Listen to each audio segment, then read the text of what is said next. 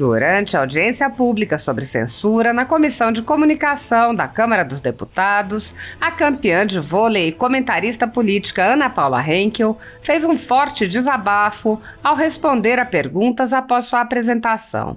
Respondendo ao deputado Tenente Coronel Zucco, que havia pedido ao povo para ir às ruas exigir mudanças, Ana Paula lembrou que o povo brasileiro tem ido às ruas consistentemente, manifestando sua vontade. A campeã do vôlei lembrou que manifestações são feitas para que as autoridades tomem atitudes, de forma que os parlamentares deveriam preparar ações que tragam respostas às demandas do povo. Ana Paula disse: o povo estava nas ruas, o povo foi às ruas, o povo estava nas ruas há muito tempo. Em 7 de setembro de 2021, o povo já pedia respeito à Constituição. A Câmara, a Casa do Povo, referendou uma prisão inconstitucional de um deputado. O povo respondeu, o povo falou e a Casa do Povo referendou uma prisão inconstitucional de um deputado e ficou por isso mesmo. A comentarista questionou o que os parlamentares farão. Ela disse: eu volto à pergunta, o que vocês vão fazer? O povo já fez, o povo está cansado, o povo cobrou, o povo cobra, o povo está sob uma ditadura do judiciário. Ela lembrou que juízes estão interferindo no legislativo e desabafou: o povo está desanimando, o povo pede, mas não há resposta do Congresso à altura do que precisa ser feito e à altura dos poderes que vocês têm. Pouco antes, em sua apresentação, Ana Paula Henkel leu palavras do ministro Alexandre de Moraes defendendo a liberdade de expressão e questionou se o ministro concordaria com o que ele mesmo disse há não tanto tempo. Há 10 anos, a Folha Política atua noticiando fatos, discursos, argumentos e denúncias que são obliteradas pela velha imprensa. Nosso veículo de imprensa dá voz às vozes conservadoras, ao anticomunismo, à defesa dos direitos fundamentais e da liberdade de expressão e de imprensa, além de trazer ao público os vídeos dos pronunciamentos de autoridades para que o público possa formar sua própria opinião sobre o que foi dito e não precise depender de relatos de terceiros. Quem controla a informação, controla em última instância a realidade. Grupos monopolísticos e cartéis que se associam com o intuito de barrar informações contrárias ou inconvenientes atuam em conluio com a finalidade de aniquilar qualquer mídia independente, eliminando o contraditório e a possibilidade de um debate público amplo, honesto, abrangendo todos os feixes e singularidades dos mais diversos espectros políticos. Controlando as informações, o cartel midiático brasileiro tenta excluir do debate e, em última instância, da vida pública, os conservadores e os veículos que dão voz a essas pessoas. A renda da Folha Política está sendo confiscada a mando do ministro Luiz Felipe Salomão, ex-corregedor do TSE, com respaldo e apoio de Luiz Roberto Barroso, Alexandre de Moraes e Edson Fachin. A decisão confisca de forma indiscriminada todas as receitas advindas do YouTube, indicando claramente que a intenção não é a de excluir conteúdos específicos, mas sim de calar o canal e eliminar o jornal. Há mais de 22 meses, toda a nossa renda é retida sem qualquer justificativa jurídica.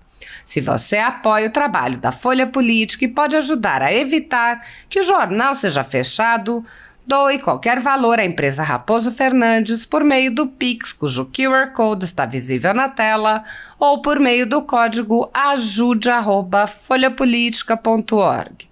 Caso não utilize Pix, há a opção de transferência bancária para a conta da empresa Raposo Fernandes, disponível na descrição deste vídeo.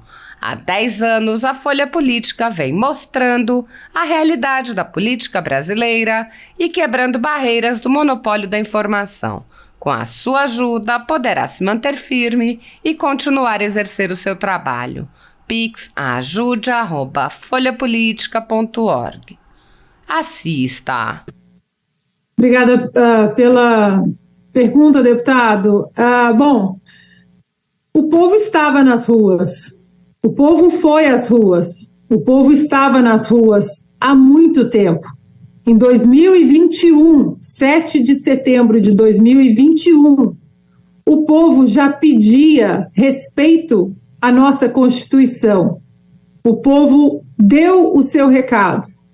A Câmara, a Casa do Povo, referendou uma prisão inconstitucional de um deputado. Inconstitucional. O povo deu a sua resposta.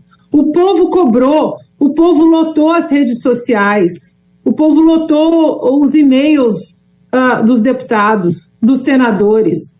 E a Casa do Povo referendou, colocou sua digital numa prisão inconstitucional de um deputado. E assim ficou por isso mesmo. O que a Câmara tem a dizer sobre o Supremo Tribunal Federal julgando uma graça presidencial inconstitucional, uma graça que está na nossa Constituição, que foi concedida a um de vocês, a um deputado, foi concedida uma graça constitucional e agora o Supremo disse que é constitucional. Portanto, deputado, eu volto à pergunta: o que vocês vão fazer? Porque o povo já fez, o povo está cansado, o povo cobrou, o povo cobra, o povo não aguenta mais ir às ruas, o povo está sob uma ditadura do judiciário. O que está acontecendo atrás das cortinas na Câmara? Judiciário, juízes da Suprema Corte indo até o Legislativo, colocando o dedo em comissões, em decisões que é prerrogativa de vocês apenas. Então, deputado, eu volto a pergunta ao senhor: o que vocês vão fazer para que o povo continue nas ruas? Porque o povo está desanimando, o povo pede, mas não há resposta do Congresso à altura do que precisa ser feito e à altura dos poderes que vocês têm.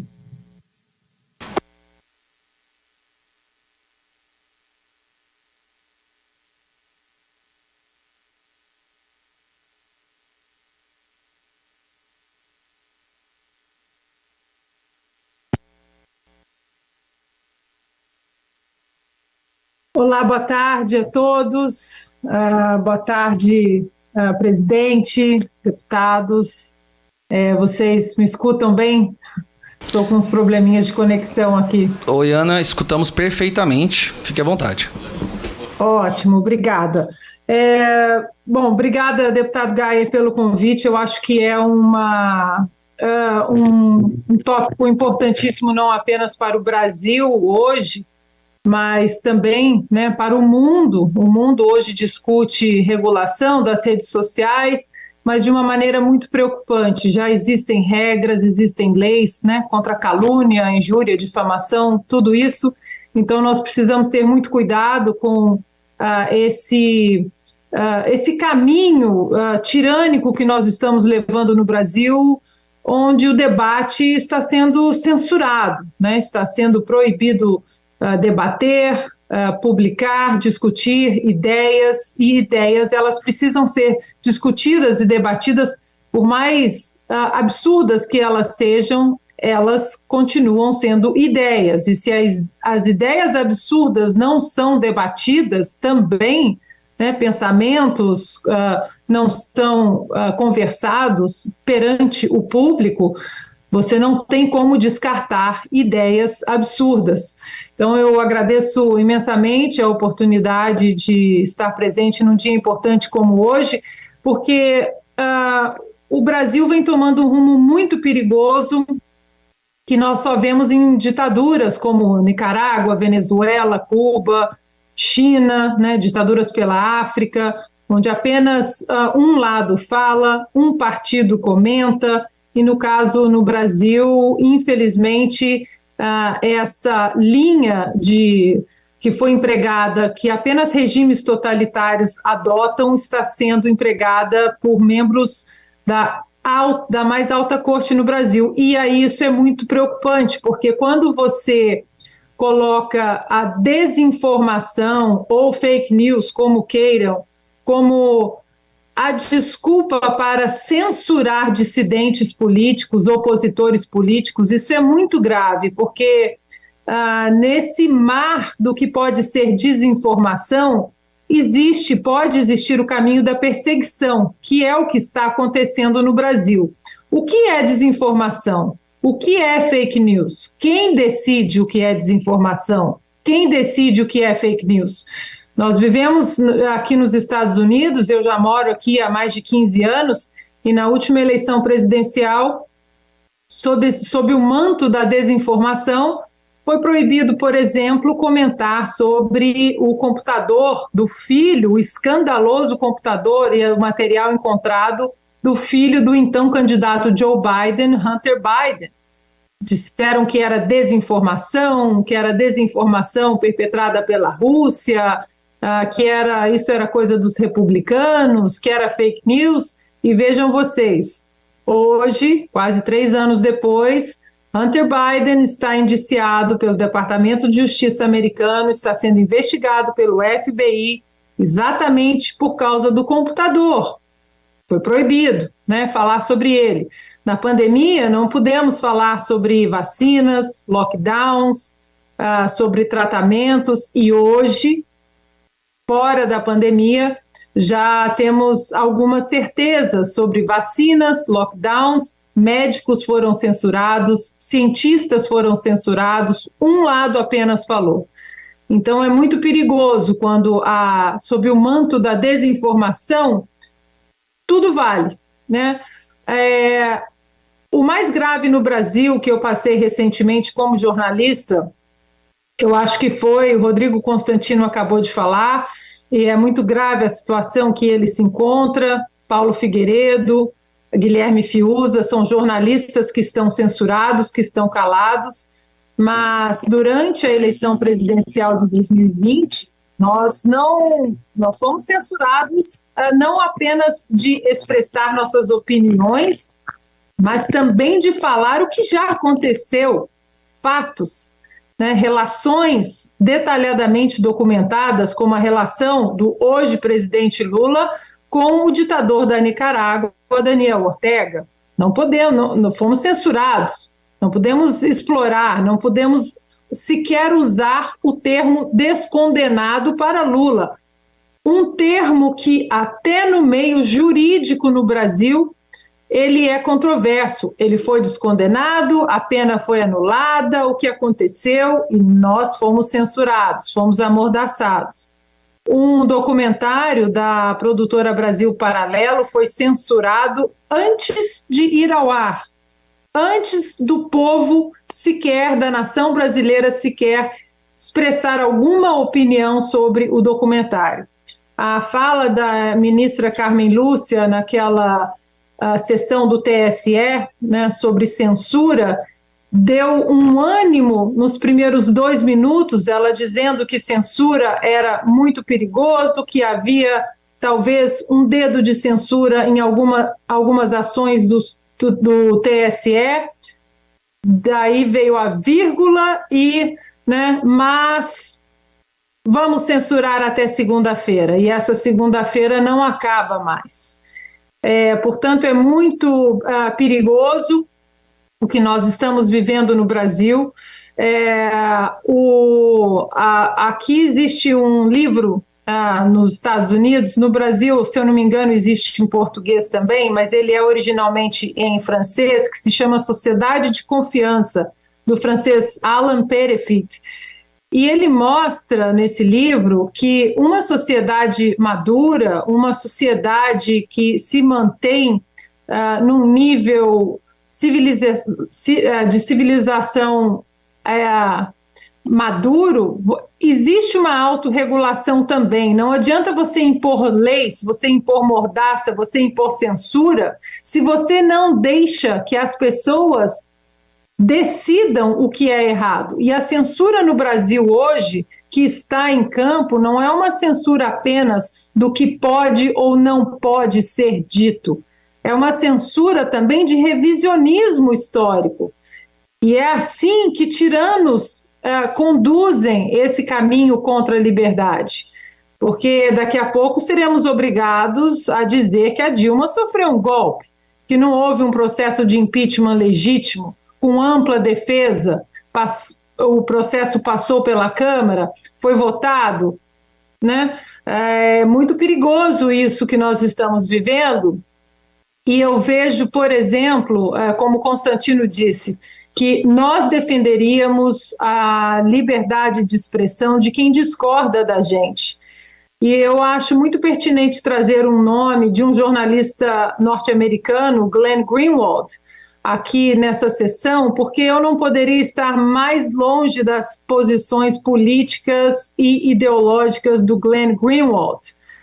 Mas o Glenn Greenwald, ele sabe o que é liberdade de expressão e ele vem mostrando para os brasileiros e também para os americanos o que está acontecendo no Brasil, porque até o próprio Glenn Greenwald, que provavelmente discorda de tudo que o Alan dos Santos fala ou que Daniel Silveira fala, ele está mostrando que o que estão fazendo com esses perseguidos políticos não é justo, não é justiça e é implementado apenas sob regimes totalitários. Eu poderia citar aqui várias decisões sobre a primeira emenda à Constituição dos Estados Unidos, que defende exatamente a liberdade de expressão, a liberdade religiosa, a liberdade de reunião, uma nação que foi formada basicamente por causa de perseguição política. Eles não podiam, os pilgrims não podiam adorar quem eles queriam, dizer o que eles queriam dizer sobre o rei ou qualquer assunto, relacionado ao parlamento. No entanto, criaram a nação mais livre do mundo e muita gente acha que essa nação, os Estados Unidos, é muito rica, é próspera, porque é muito livre. E isso é uma grande verdade. A riqueza de uma nação vem embasada na sua defesa da liberdade. Eu poderia citar os nossos ministros da nossa Suprema Corte no Brasil, sempre citam a Suprema Corte americana, sempre citam juízes americanos, sempre citam os pais fundadores americanos, mas eles parecem que esquecem que o princípio fundamental da prosperidade da nação americana é a liberdade. Então, eu não vou citar nenhuma decisão de nenhum juiz americano, mas gostaria de ler uma decisão muito importante que ela é fundamentada, uma decisão de uma Suprema Corte que é fundamentada na defesa absoluta da liberdade de expressão, que diz o seguinte, eu abro aspas para essa decisão. Alguns pontos dessa decisão. Primeiro, a democracia não existirá e a livre participação política não florescerá onde a liberdade de expressão for ceifada, pois esta constitui condição essencial ao pluralismo de ideias, que por sua vez é um valor estruturante para o salutar funcionamento do sistema democrático. Segundo ponto, a livre discussão, a ampla participação política e o princípio democrático estão interligados com a liberdade de expressão, tendo por objetivo não somente a proteção de pensamentos a ideias, mas também opiniões, crenças, realização de juízo de valor e críticas a agentes públicos, no sentido de garantir a real participação dos cidadãos na vida coletiva. Terceiro, são inconstitucionais os dispositivos legais que tenham a nítida finalidade de controlar ou mesmo aniquilar a força do pensamento crítico, indispensável ao regime democrático. Impossibilidade de restrição, subordinação ou forçosa adequação programática de liberdade de expressão a mandamentos normativos cerceadores durante o período eleitoral. 4. Tanto a liberdade de expressão quanto a participação política em uma democracia representativa somente se fortalecem em um ambiente de total visibilidade e possibilidade de exposição crítica das mais variadas opiniões sobre os governantes. 5º, O direito fundamental à liberdade de expressão não se direciona somente a proteger as opiniões supostamente verdadeiras, admiráveis ou convencionais, mas também aquelas que são duvidosas, exageradas, condenáveis, satíricas, humorísticas, bem como as não compartilhadas pelas maiorias. Ressalte-se que mesmo as declarações errôneas estão sob a guarda dessa garantia constitucional. Eu acabei de ler, senhoras e senhores, a decisão do ministro Alexandre de Moraes na ADI 4451, que foi julgado pelo Tribunal Superior, pelo STF, Tribunal Pleno, em 21 de junho de 2018. Portanto, esse é o ministro Alexandre de Moraes que nós respeitamos, que defendeu a Constituição, portanto, ele sabe o norte jurídico. Resta agora a pergunta se o atual ministro Alexandre de Moraes concordaria com o ministro Alexandre de Moraes de 2018, que, repito, disse: o direito fundamental à liberdade de expressão não se direciona somente a proteger as opiniões supostamente verdadeiras, admiráveis ou convencionais, mas também aquelas que são duvidosas, exageradas, condenáveis, satíricas, humorísticas, bem como as não compartilhadas pelas maiorias. Agradeço mais uma vez, deputado Gayer, o convite e me coloco à disposição aqui se alguém quiser fazer alguma pergunta. Obrigada.